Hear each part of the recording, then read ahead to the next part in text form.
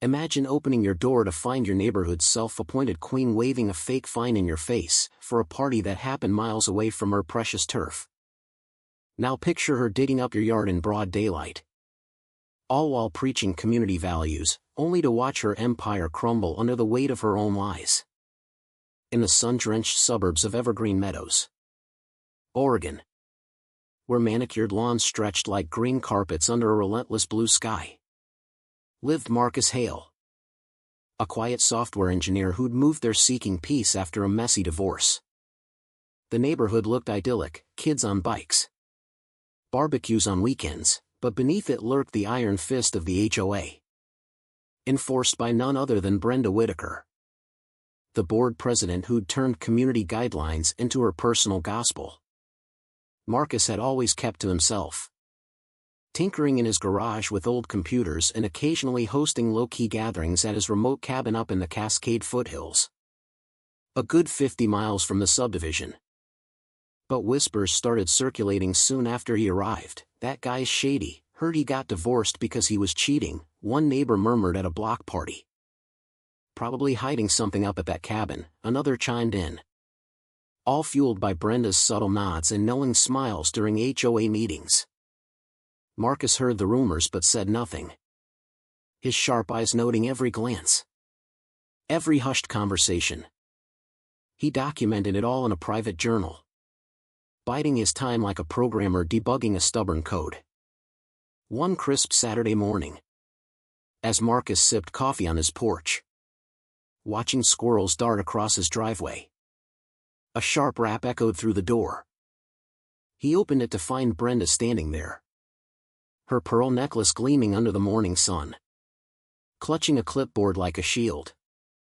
Her face was a mask of forced politeness, lips pursed in that signature "I'm here to help" smile that barely hid the judgment beneath. "Marcus, dear," she began, her voice dripping with saccharine concern, "I've received multiple complaints about excessive noise from your property last night. As per Section 7.2 of our bylaws, that's a $250 violation. We must maintain our standards. You know, for the children." He stared at her, steam rising from his mug. "Noise? From where?" "Your cabin." "Of course," she replied smoothly, flipping a page on her clipboard. "Loud music. Shouting, it's unbecoming of an Evergreen resident. Your actions reflect on all of us." Marcus leaned against the doorframe, his voice calm but edged. "Brenda, that cabin's way outside HOA limits. It's not even in the same county. You sure you're not confusing it with your own backyard karaoke sessions?" Her eyes narrowed, the politeness cracking just a hair. "Location doesn't matter when you're part of this community. We have a reputation to uphold. Pay the fine, or we'll escalate." She thrust a printed notice at him, her manicured nails tapping impatiently. He took it without a word, folding it neatly. "Escalate how? Send the grammar police next?" But she was already turning away, her heels clicking down the walk as if she'd won some moral victory. By evening, the rumors had evolved. At the local Facebook group, moderated by Brenda, naturally, posts popped up. "Anyone else hear about Marcus's wild parties? Disturbing the peace even out in the woods. What's he really up to?" Marcus screenshot every one, his jaw set. He knew Brenda was painting him as the neighborhood pariah to justify her overreach. But he stayed silent, pulling county records online instead. As a former hobbyist in land law from his college days, he had a knack for maps and deeds. The next day, Marcus drove to his cabin for some air, only to spot a familiar beige minivan parked crookedly on the gravel road leading to his property. Brenda emerged, phone in hand, snapping photos of his parked truck and the faint tire tracks from last night's friends. She didn't see him at first, muttering to herself, "Proof of disturbances, yes. This'll stick. He stepped out quietly. Phone recording. Brenda. This is private land. You're trespassing. She whipped around, her face flushing red under her foundation. I'm documenting violations. Your so-called gatherings are a blight on our image. I've already informed the authorities. Authorities? Marcus echoed, keeping his tone even. For what? Exactly? Playing Bob Dylan too loud for the owls? She straightened, clipboard appearing from her bag like a magic trick. Sheriff's on their way. Noise pollution affects wildlife, it's in the environmental addendum. He chuckled darkly, the sound low and ironic. Wildlife? The deer filed a complaint? Or was it the fish in the lake? Her nostrils flared, confidence wavering for a split second before she doubled down. Laugh all you want, but standards must be enforced. You're a resident, act like one. As she stormed back to her van, tires spinning gravel. Marcus uploaded the video to a secure cloud, noting the timestamp. Sure enough, a sheriff's deputy rolled up an hour later. A burly guy named Ruiz with a mustache that screamed seen it all. He tipped his hat. Got a call about a disturbance. Lady says you're running some kind of rave out here, endangering the community. Marcus showed him the property lines on his phone app. Deputy. We're 50 miles from Evergreen. This is my land, no HOA reach. Ruiz scratched his head, glancing at his notes. She mentioned that, but insisted it's a moral jurisdiction thing. Said you've been problematic. He paused, eyeing Marcus. She's called dispatch 5 times already. Flagged as nuisance. Marcus nodded slowly. Problematic how? Because I won't bow to her clipboard tyranny? The deputy snorted. Look. You're clear here. But watch your back, she seems fixated. As Ruiz drove off, Marcus felt the first stir of real anger. But he channeled it into action, requesting certified boundary surveys from the county office that afternoon. Back in Evergreen that night, Marcus found a new notice taped to his garage door, second violation, failure to comply. Additional $150. Community meeting mandated. Neighbors whispered as they walked their dogs, shooting him sidelong glances. Heard he's dodging fines, thinks he's above the rules, one said loudly enough for him to hear. Marcus ignored them, installing discreet cameras around his home instead. The whispers turned to outright slander by midweek. At the grocery store, Brenda cornered him in the produce aisle, her cart blocking his path. Marcus. The board's concerned about your lifestyle. Rumors of illicit activities at that cabin. We're just looking out for property values. He picked up an apple, inspecting it casually. Illicit? Like what? Underground chess tournaments? Or are you projecting your own secret bingo nights? Her smile was tight, voice lowering to a hiss. Don't mock me. Pay up. Or face leans. It's for the greater good. He set the apple down. Greater good? Or your ego? She wheeled away. But not before he caught the flicker of fear in her eyes, fear of losing control. Then came the real escalation. Thursday afternoon. Marcus returned from work to chaos, a crew of landscapers tearing up his side yard with shovels and a backhoe. Dirt flying everywhere. His heart pounded as he slammed his car door. Stop. What the hell are you doing? The foreman wiped sweat from his brow. HOA work order, installing a community drainage system to prevent flooding. Said it's urgent. Marcus's voice rose. Phone out recording again. On my private property? Without permission? That's my sprinkler line you just hit, water's gushing. The foreman shrugged. Paperwork's from Brenda Whitaker. Approved by the board. Board my ass, Marcus muttered. Dialing 911.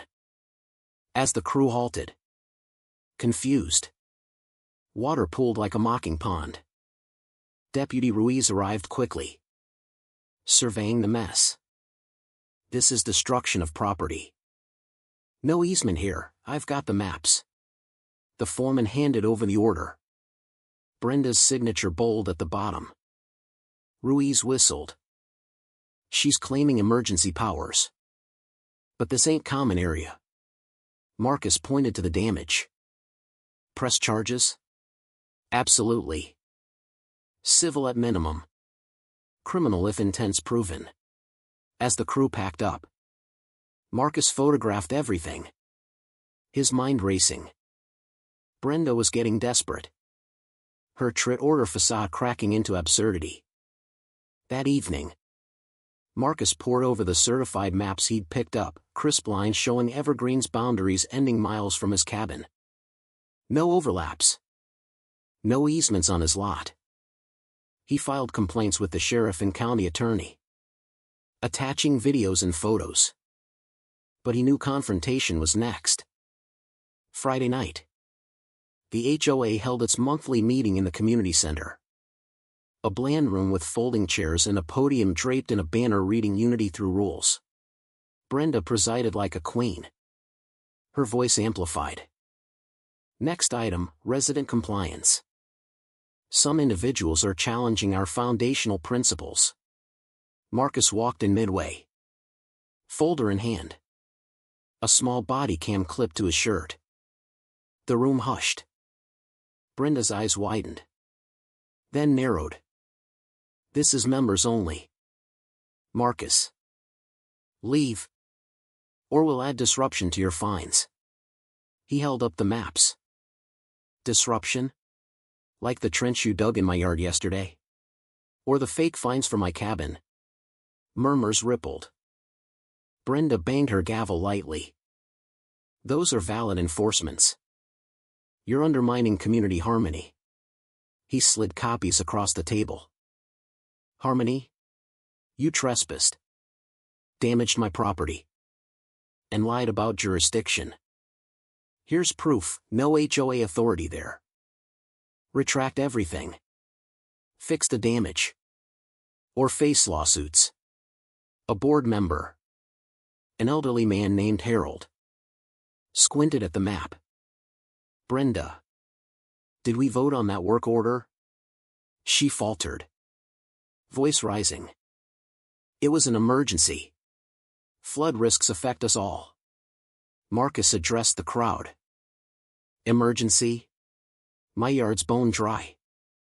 She's abusing power because I won't play her game. What's next? Fining you for wrong-colored curtains. A woman in the front row crossed her arms. My husband got a fine last month for his truck decal. Said it was offensive. It was a fishing logo. Brenda's face turned beet red. Confidence shattering.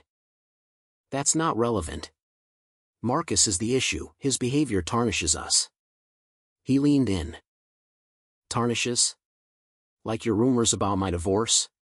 Or calling cops on squirrels? Laughter bubbled from the back. Tense and biting. As he left, the room erupted in questions. Brenda's voice cracked over the din. Order. This is for the community's sake. By morning, calls flooded the sheriff, neighbors reporting similar bogus fines. Unexplained fees. Deputy Ruiz phoned Marcus. Your meeting stirred the pot. We've got complaints about fund misuse, work orders paid but no work done. Marcus smiled grimly. Audit time? Already underway. Turns out Brenda's signing solo. No board votes. And those fines? Going to a personal account. The investigation snowballed. County auditors uncovered $42,000 siphoned through fake vendors, aesthetic consultations, harmony audits, all traced to Brenda's name. Residents shared stories, one fined 4 improper holiday lights in July.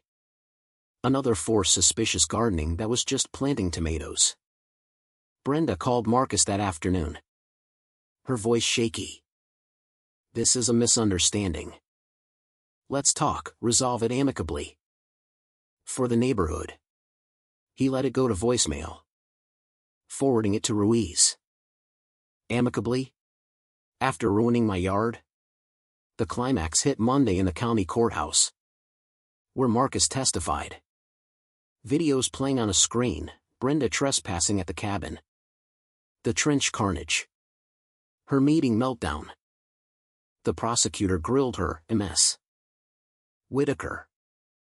Explain using HOA funds for personal consults? She stammered. Face pale and panicked under the lights. It was administrative necessities. To maintain order. The judge's gavel fell. Embezzlement. Fraud. Trespass, bail denied. Gasps echoed as deputies cuffed her. Her eyes wide with shock. The queen dethroned in handcuffs. The HOA was suspended. Assets frozen. A community forum exploded with confessions. She fined me $100 for my dog's bark, said it violated sonic standards.